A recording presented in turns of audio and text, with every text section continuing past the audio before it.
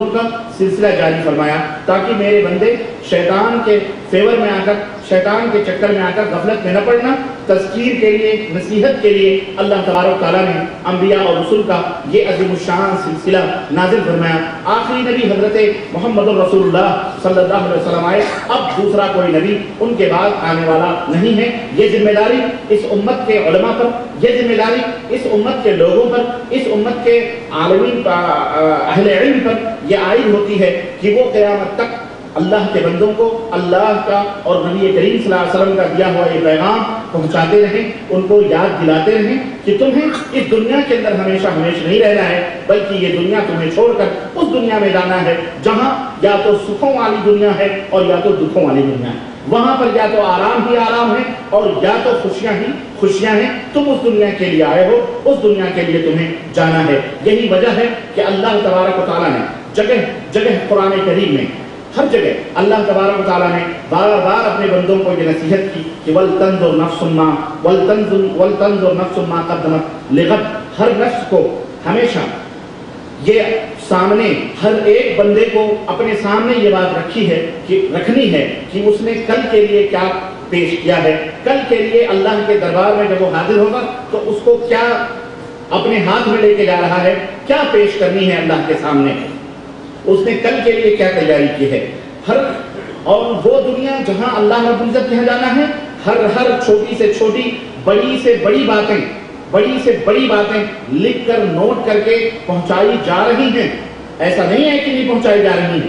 ہماری تمہاری دنیا جہان کی جو بھی اس دنیا کے اندر آیا ہے، مسلمان ہو غیر مسلمان ہو، سب کی ایک ایک باتیں نوٹ کر کے پہنچائی جا رہی ہیں۔ اللہ رب العزت نے قرآن کریم میں اس حقیقت کو بھی بیان فرمایا اور ارشاد باری تعالیٰ ہوا کہ وَمَا يَلْفِظُ مِنْ قَوْلٍ إِلَّا لَدَيْهِ رَقِيبٌ عَتِيدٌ، کہ تمہاری زبانوں سے جو بھی کلمہ نکلتا ہے ہمارے نگراں اس کے اوپر مقرر ہیں، اسے تحریر کرتے ہیں، اسے نوٹ کرتے ہیں۔ کل سر محشر وہ رجسٹر، جس رجسٹر میں ہماری حرکتیں، ہماری زبانوں سے جو باتیں نکلتی ہیں، وہ ہمارے اعضاء سے، ہمارے ہاتھ اور پیر سے جو حرکتیں ہوتی ہیں، وہ تمام کی تمام سب چیزیں اس رجسٹر کے اندر نوٹ ہیں۔ کل سر محشر وہ رجسٹر کھلے گا اور وہ اتنا لمبا چوڑا رجسٹر ہوگا کہ نبی کریم صلی اللہ علیہ وسلم فرماتے ہیں تا حد نگاہ جہاں تک پہنچتی ہے اتنا بڑا رجسٹر ہوگا جو کھولا جائے گا۔ اللہ تبارک تعالیٰ کھول کر کے حساب و کتاب لے گا، اس میں صرف ہمارے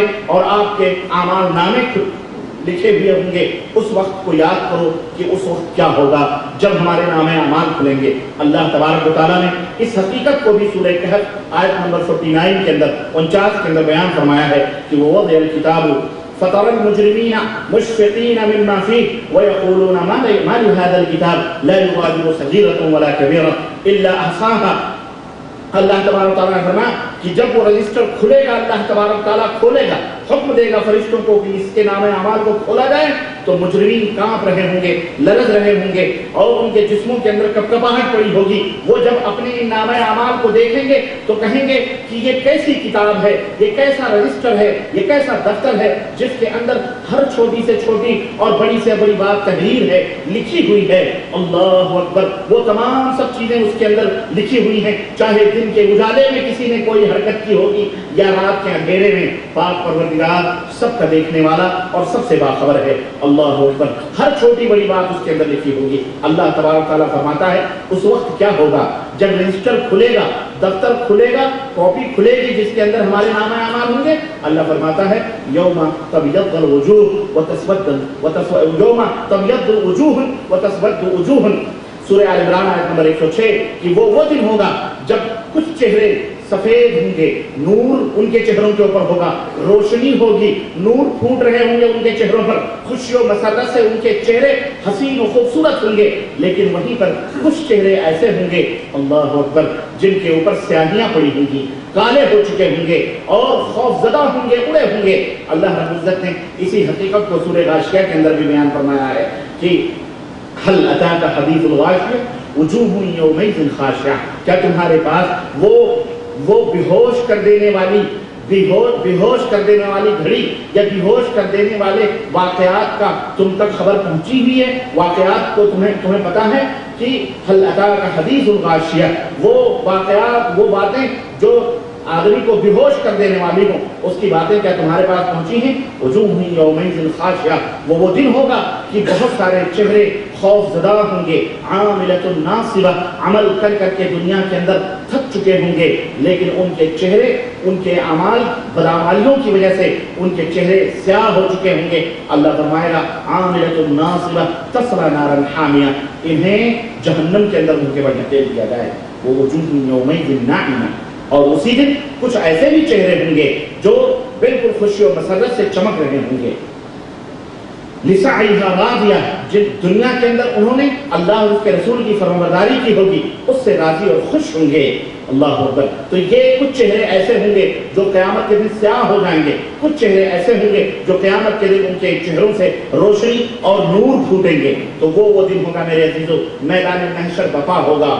अल्लाह तबारक व तआला अर्श के ऊपर जलवा फरमा होगा, और वहां एक ही मौक़िफ़ नहीं होगा मैदान महशर में, कई मौक़िफ़ होंगे, कई मनाजिर होंगे, हजारों हजारों मनाजिर, हजारों हजारों मौक़िफ़ होंगे।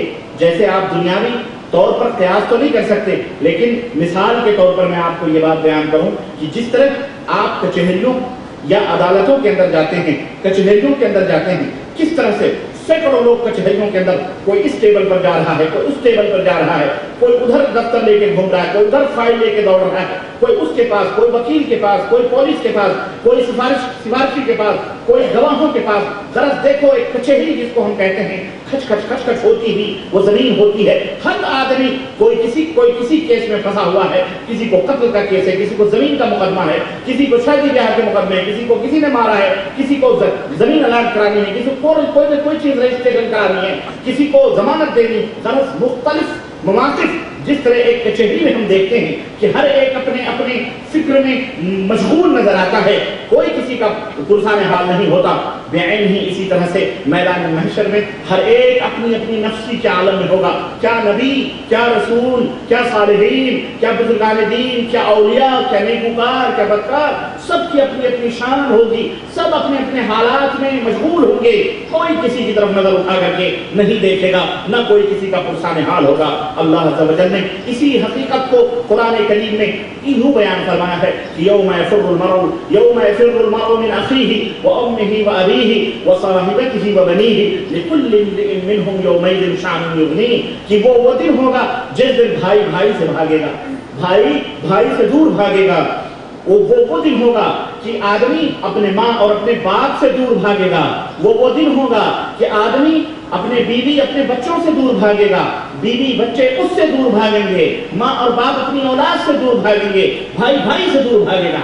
जरा गौर करें इस मौक़िफ़ पर, इस नज़ारे पर जरा गौर करें कि वो दिन होगा कि भाई सामने खड़ा है, इनकार करेगा तू कौन है। बीवी जो हमारे साथ हमेशा जिंदगी भर रहती है, हम प्यारा, हम निवाला हैं, लेकिन कल क़यामत के दिन वो भी हमसे मुंह मोड़ लेगी, हम उससे मुंह मोड़ लेंगे। हमारी औलाद जो हमारे बगैर सुकून और इत्मीनान से नहीं रहती थी, वही औलाद मैदान क़यामत में हमें देख कर मुंह फेर करके भाग जाएगी। लिकुल्लि इम्रिइन मिनहुम यौमइज़िन शाअनुन युग़नीह, अल्लाह फरमाता है हर एक अपने अपने मामलात में मशगूल रहेगा, हर एक को ये फिक्र रहेगी क्या बारी ताला का क्या फैसला होने वाला है, हम कहाँ जाएं।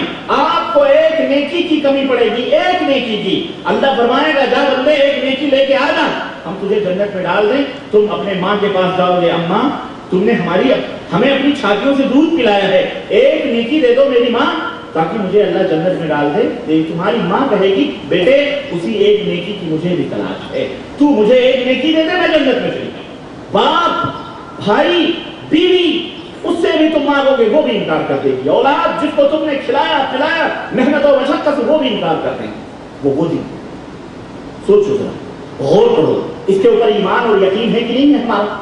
बोलो, हर एक को यकीन है कि नहीं है? वल्लाह ऐसे ही यकीन है जैसे सूरज निकला हुआ, सूरज के निकलने पर, और जैसे रात की तारीकी पर हम यह यकीन है। एक मुसलमान मोमिन उसी शक्ल में हो सकता है जब उसे इन बातों का बेअन ही उसी तरह यकीन। उस दिन क्या होगा? उस दिन कोई किसी की सिफारिश नहीं करेगा, उस दिन कोई किसी का काम नहीं आया। अल्लाह रब्बुल इज्जत, अल्लाह। अम्मा आयशा सिद्दीक़ा रज़ियल्लाहु ताला अन्हा नबी करीम सल्लल्लाहु अलैहि वसल्लम से पूछती हैं, अल्लाह के नबी हश्र का जब मैदान होगा